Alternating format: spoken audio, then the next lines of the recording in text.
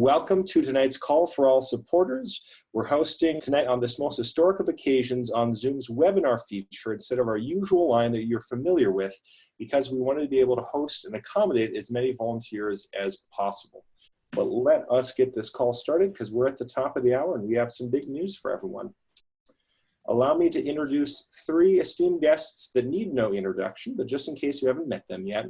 We'll start with Mark Reynolds. As a globally recognized expert, CCL's Executive Director, Mark Reynolds, has used his decades of private sector training and consulting background to empower ordinary citizens to educate influential stakeholders about the benefits of national climate solutions. Joining Mark is CCL's Vice President of Programs, Madeleine Para, formerly Executive Director for the Wisconsin National Organization of Women. Madeleine considers her top priority to be ensuring that CCL's 110,000 supporters have the tools and knowledge they need in the enactment of fair, effective climate solutions. And with Mark and Madeleine is CCL's Vice President of Government Affairs, Dr. Danny Richter. Danny joined CCL staff in 2013 as the first staffer in DC, where he established that office and has been responsible for developing our overall legislative strategy, clarifying the details of our policy, overseeing CCL's research program, and interacting with other groups in DC. So without further ado, sit back, relax, and enjoy tonight's wonderful news, and I'll pass it to you, Mark, to start us off. Great, thank you, Brett. So today, the Energy Innovation and Carbon Dividend Act was introduced onto the floor of the House of Representatives. This is the first bipartisan climate bill in a decade. First bipartisan climate bill in a decade. And when Waxman-Markey was introduced in 2009, that was actually with 8 Republicans voting for the bill. There were no original Republican co-sponsors. So the fact that there is a Republican co-sponsor on this bill is a game-changing moment. So the leads on the bill are Representative Ted Deutsch of Florida, that's the Democratic lead. The Republican lead is Francis Rooney of Florida. The other Democrats are Charlie Crist of Florida and John Delaney of Maryland. The other Republican is Brian Fitzpatrick. So you notice that it's different than the Climate Solutions Caucus. At this point, there's 3 Democrats and 2 Republicans. But at one point, Charlie Crist used to be a Republican, so maybe we can count him for both. But anyway, this is a really, really big moment. And you should all take a moment to just kind of be wowed by what happened. You know, I would imagine that you've had people tell you the same things that they've been telling me for years, the things that we can't or shouldn't or are impossible to do. And so originally what people told us is, asked is, why are you meeting with Republicans? Why do you even do that? What's the point? And then we put the caucus together and we started talking about having Republicans and Democrats talk to each other and really focused on how important it was to have a bipartisan bill, but really the importance of a Republican lead sponsor if we wanted something meaningful and lasting. And the number of people who are really considered actual experts in this field, many times those people told me that this was impossible, that what we were out to do was a fool's errand. And these are legitimate people. These aren't just, somebody, talking to you in the walking down the street. These are people who are legitimate experts. And so I would imagine that for some of you, there's a little bit of a moment here of, wow, we stuck with it. We hung in there. No matter what anybody said, we kept battling for what we believed was the right solution. That was one of the things that people told me all the time. Yeah, it's the right solution. It's just impossible to ever actually get it introduced. And so here it is, that moment, and we actually have introduced it.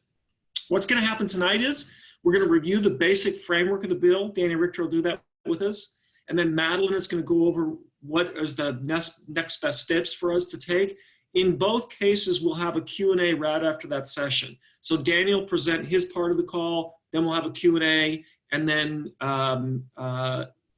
Madeleine will present her part, and then we'll have a Q&A, and then we'll wrap up the call, and we'll do that all in 45 minutes or less.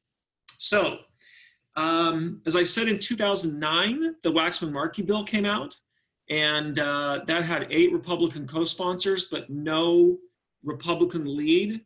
And if you look at what's happened coming out of the Climate Solutions Caucus now, you have 2 carbon pricing bills with Republican leads on them. I think this has to be a huge moment of vindication for Chairman Deutsch and Chairman Curbelo, that not only there's a huge moment for them, but also for the Climate Solutions Caucus.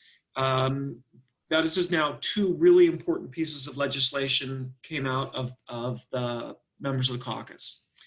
Okay, so what we've been doing is a couple of processes to get ready for this bill. One is we had over 30 items that we thought were up for contention when we actually got to the bill process. You know, what were things where we might have to give and take? What would we give up to get something for? And we've been evaluating that pretty intensely for the last 3 years. The thing that was shocking to me in looking at what we actually came out with is how much we got. I didn't expect to get this much in our first shot at a bill, but we did. And I'm very excited about that. And Danny will go over that with you in a minute. The second thing is, Danny and his team have been doing an extraordinary job of working out bill language over the last year and a half. So for a year and a half, what we've been doing is meeting with Republican offices, meeting with Democratic offices, working on language that would be acceptable to both sides, but still maintain the basic architecture of what we were out to do. So those are an incredible piece of work by Danny, his team, Ben, Andres, Stephanie, and of course, Jay Butera. Now, that being said, all the work that we did on the Hill, all the work that we've done building coalitions on and off the Hill with other organizations, we are all crystal clear that this happened because of the work you have been doing, that you have been working painstakingly to create respectful, deep, meaningful relationships with members of the Congress and their staff.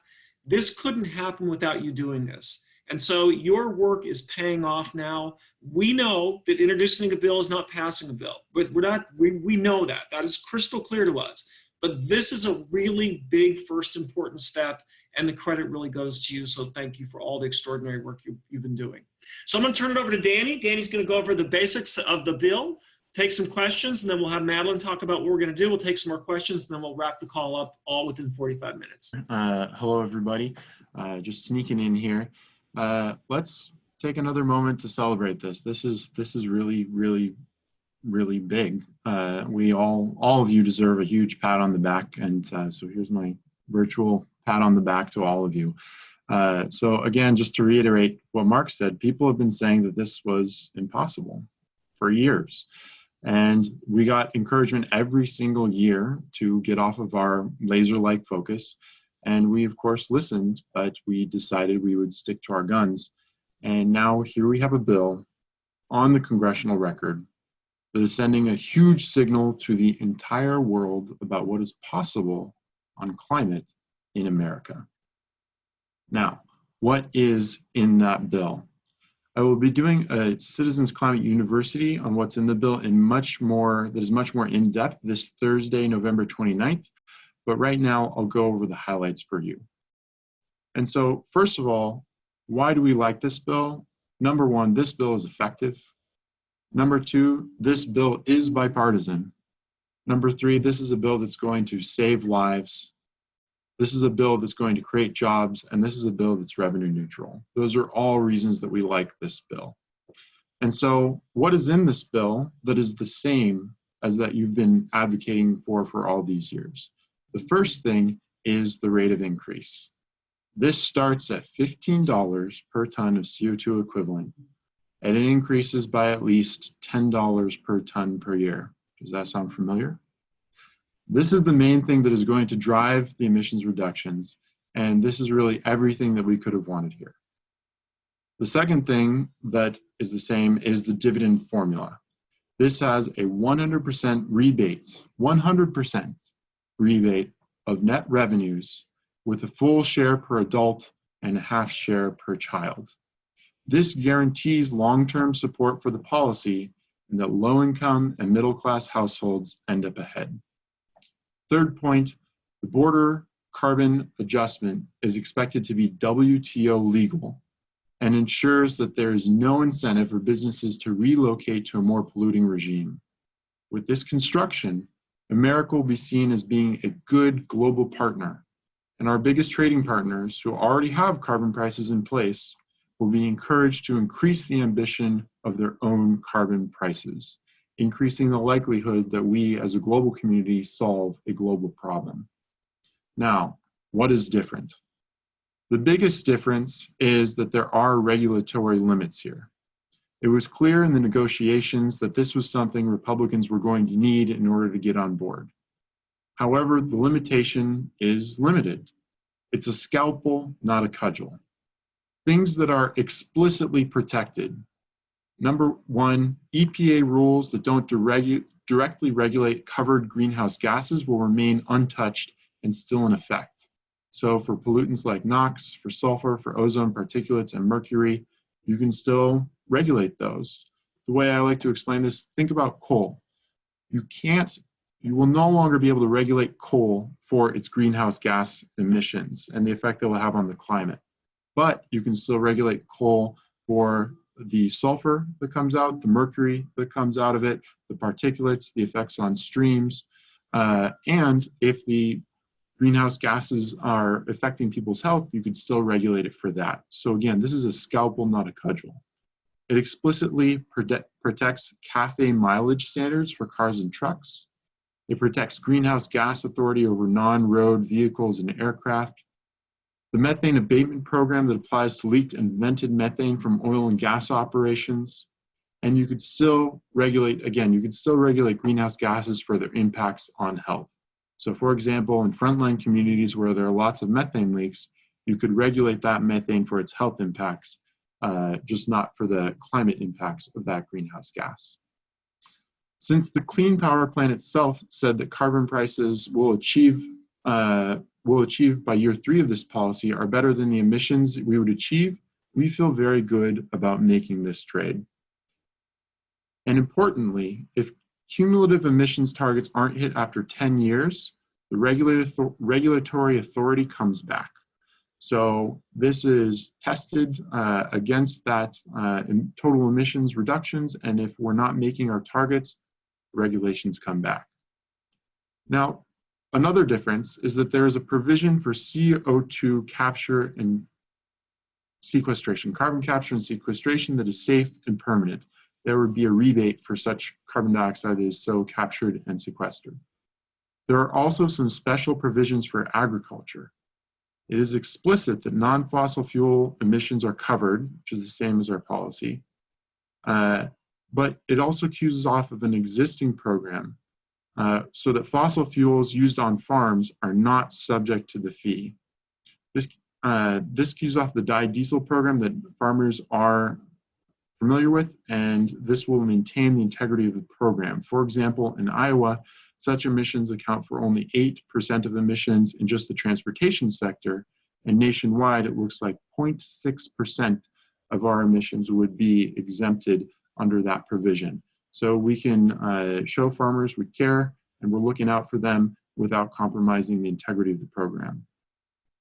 The program will end when certain technical and budgetary conditions are met. But this is no different than the selling point I've often made in Republican offices. When we stop burning fossil fuels, this program goes away. This is important for conservatives who want to keep the size of the federal government down. The next difference is that there are conditions that can trigger a scale up in the annual carbon fee, which are very clearly defined. So if we're not meeting those targets, which are laid out in the bill, the carbon price will increase not by $10 that year, but by 15. So that is an environmental integrity mechanism that makes sure that we are scaling up the rate of increase and we're meeting our emissions reductions targets. Next change, carbon dividend payments will begin in advance of the first carbon fee collection to make sure that low-income households have some money in their pocket before the fee hits. This will also be a token of good faith for those concerned that the government would never return their money. So to be specific, the dividend payments begin the month before the fee begins. There is a special carbon fee rate for fluorinated greenhouse gases. They're still subject to the fee, but they would be subject to the fee at 10% of their global warming potential. And the border carbon adjustment applies to exported carbon fuels as well. So fossil fuels which are leaving the United States would have a rebate to them at the border. So in conclusion, This is super close to what we have always wanted. Our two biggest concerns that this take a serious chunk out of emissions and that this ensure long-term support by taking care of the poor are addressed, and addressed almost exactly the way we've always been wanting them to be addressed. This is a huge win for the climate. The goals, the targets, the forcing mechanisms in this policy are more aggressive than anything we've seen submitted to Congress. Certainly anything we've seen submitted to Congress in a bipartisan fashion. This is a new day for the climate. This is a new day for the world. As a result of your often years of hard work, this is a clear signal to every nation on earth that there are legislators in the United States on both sides of the aisle who want to see this happen and want to see it happen fast. And that is a message of hope. All right, thanks, Danny. So right now what we're going to do is we're going to turn it over to CCL's Vice President of Programs, Ms. Madeleine Para. You know, as Madeleine, as soon as she found out about this and the possibility of this bill, she went right to work what she always does, which is, you know, figuring out how to collaborate across all these different departments within CCL and all the 450 group leaders and regional coordinators and state coordinators all across our organization to figure out what we do next. So I don't know about you, but that's what I'm always impressed with Madeleine. And so we're going to turn it over to Madeleine. Great, thanks, Ricky. So just to say it again, your actions to build political will were hugely instrumental in getting us to this stage. And I just have to point out that it was just 2 weeks ago that we were having our lobby day for Congressional Education Day in Washington, D.C., where lots of you were there. And 2 weeks later now, we have 5 climate heroes introducing carbon fee and dividend legislation. So the culmination of a lot of great work. So now we get to take this ball and run with it and build up support for it everywhere that we go. So again, it's been deliberately introduced into the lame duck session to give carbon fee and dividend a head start in the next Congress. So it's our job now then to shower the sponsors with appreciation, with love, with support, so much so that even more of their colleagues are going to want to sign on to this bill when it's reintroduced next year. Because as we've always said, politicians don't make political will, they respond to it. So that's our job, to make political will. So in this section, I'm doing 2 things. I'm going to talk about what we should be doing now, and then I'm going to talk about the resources that staff have put together to enable you to hit the ground running with this. So what to do? First of all, take time to learn about the bill and then have a celebration, you know, with your friends, your family, your chapter, and then dive in. Do as much as you can before the holidays, and then perhaps enjoy some wonderful conversations about the bill with your family and friends during your holiday visits, and then get ready to plunge in the new year, especially with a new Congress and a bill that we have now to organize around. So our top priority this month, and you know, through the end of this year, is again to shower the sponsors with appreciation, and do that both publicly in the newspaper opinion pages and via social media, and then to do that personally as constituents. So they need to know that we have their backs. And lots of you know how to do this already, but here's some points for you. First of all, if you're a constituent of one of the 5 sponsors, use your preferred method for contacting them to send them a thank you. So that could be emailing or calling or by social media. Leave it to our designated liaisons to those 5 folks to thank the congressional aides, but use every other means that you have open to thank them. And then if you're not a constituent and you want to thank them, Twitter is the best way to do that directly. The other forms of communicating with members of Congress really work best for constituents only. Now, of course, we do want you to write your own members of Congress and encourage them to support the bill. Another thing that everybody can do is write letters to the editor and bring up the bill in those letters and name the bill sponsors. Because you know, when you name a member of Congress in a letter to the editor, their staff is going to see it in a Google alert. And so they're going to know that they've been named there. So put one or more of the bill sponsors' names into your letters to the editor whenever you can, and praise them for that bipartisanship and climate action. Then, of course, you can also share CCL's posts and tweets on social media. So I want to go back to letters to the editor. We would especially like to see a blizzard of letters to the editor just as soon as possible, because as you can imagine, they're also going to be hearing from people who disagree with them taking that step. And this is so important that I want to issue a challenge to everybody. The greatest number of letters to the editor that CCLers ever published was in the month, actually back in December 2015. And that was the month of the Paris talks. We had 420 recorded letters to the editor then. So here's my challenge. Can you top that? I think you can. I'd like to see at least 421 letters to the editor between now and the end of the year. All right, so I think you can do that. And everything you need is on our websites, and I'll be showing that to you shortly.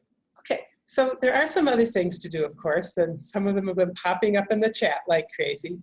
But it's, again, all stuff that you know how to do. So group leaders, for example, if you made a chapter action plan for when the bill's introduced, now's the time to bring that out. If you didn't, no worries. I've just given you the first important things to be doing, and we'll talk more on our support call next week. If you're on this call as one of our supporters who hasn't been engaged in a group yet, I want to thank you especially for being here and for joining us at this exciting moment. So if there's a group near you, they'll be super happy to hear from you and to scoop you up and help you find the way that you want to help. If there isn't a group near you, then please contact us, because we'll help you figure out how you can keep going or what you want to put together around you. And you can reach us through the Contact Us form on our website. Okay. And of course, everybody can also support our work by donating to our year-end appeal, which is underway right now. It's been a wonderful Giving Tuesday. All right, so our staff has been just super hard at work getting things ready for you. And so I'm going to give you a quick tour of what we've just added to community just this afternoon. And then I hope you'll take some time to review that later at your leisure, because I'm going to go fast. Okay, so community is what we call our member website, CCL Community. And from the home page there, you can get right to the bill by clicking on that gray tile that's right there that Brett's showing you. And it's labeled the Energy Innovation and Carbon Dividend Act, logically enough. You can also enter that in the search bar. So once you've clicked there, you'll end up on the page for the bill on community. And what I want you to notice is the 4 tabs kind of in the middle here. They're labeled About the Bill, Take Action, Resources, and Share and Discuss. And I'm going to briefly show you what each of those pages looks like.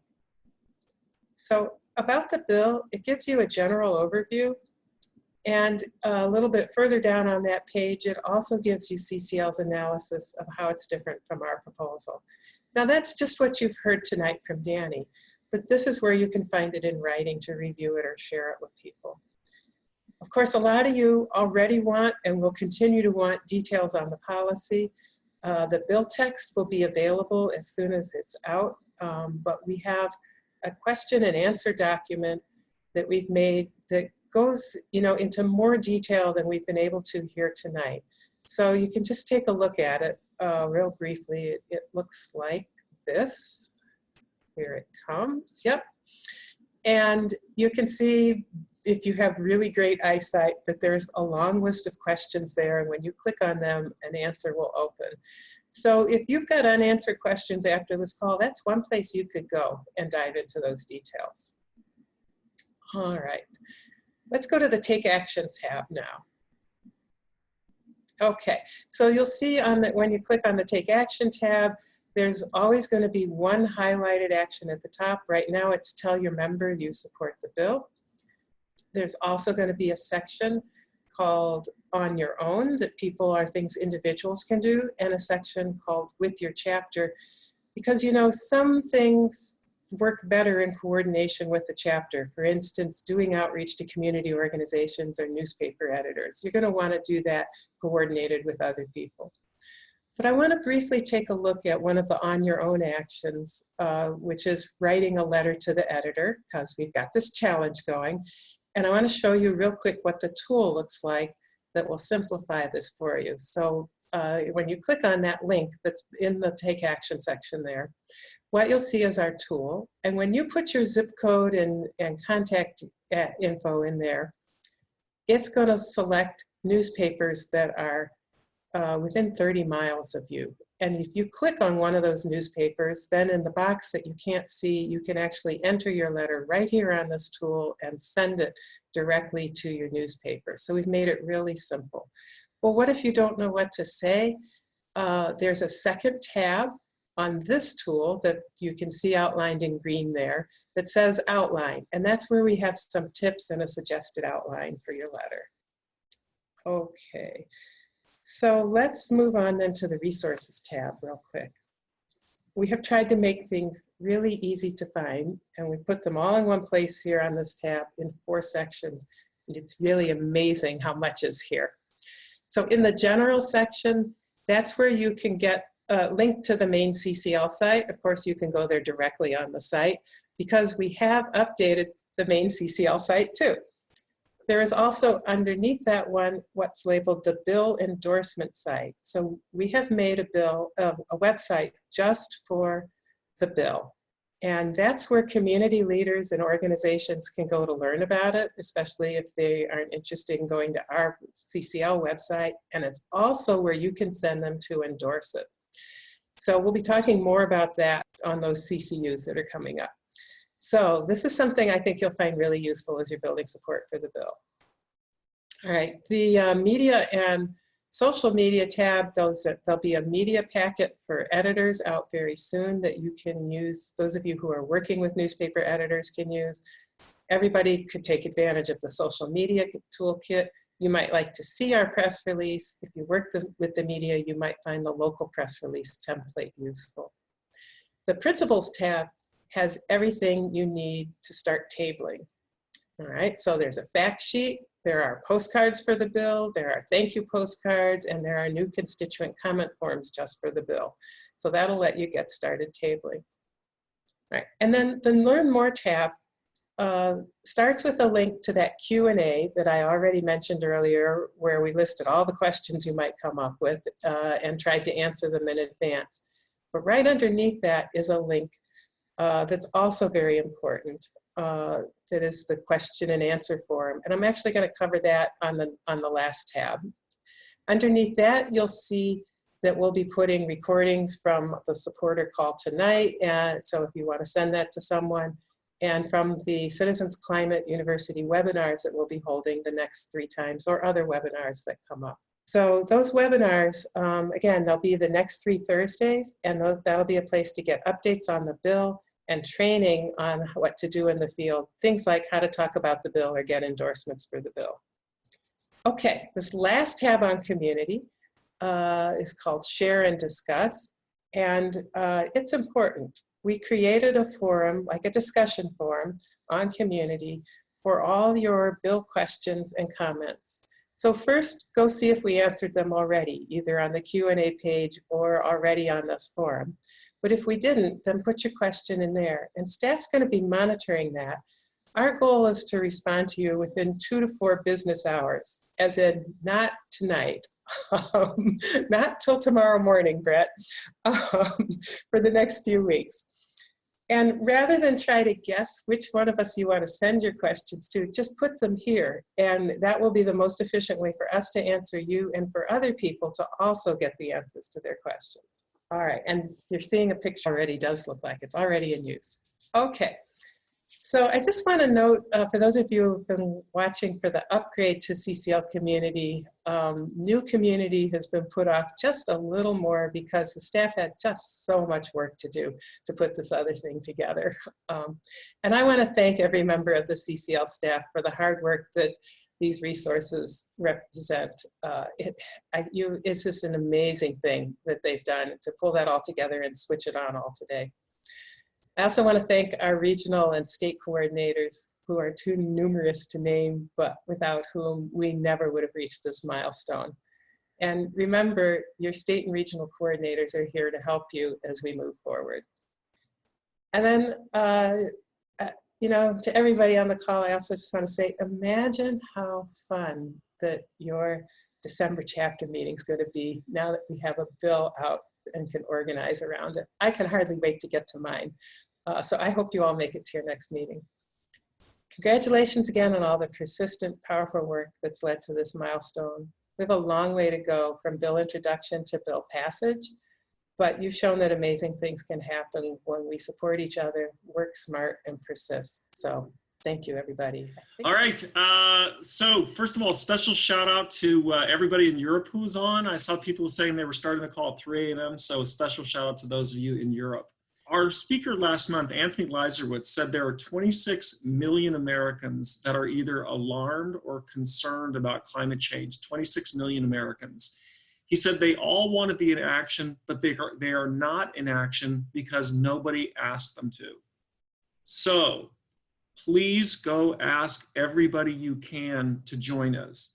Please invite everybody you can get to join our year-end appeal. And please invite people to join the team of people that are changing the impossible to possible. Thank you all. Congratulations and good night.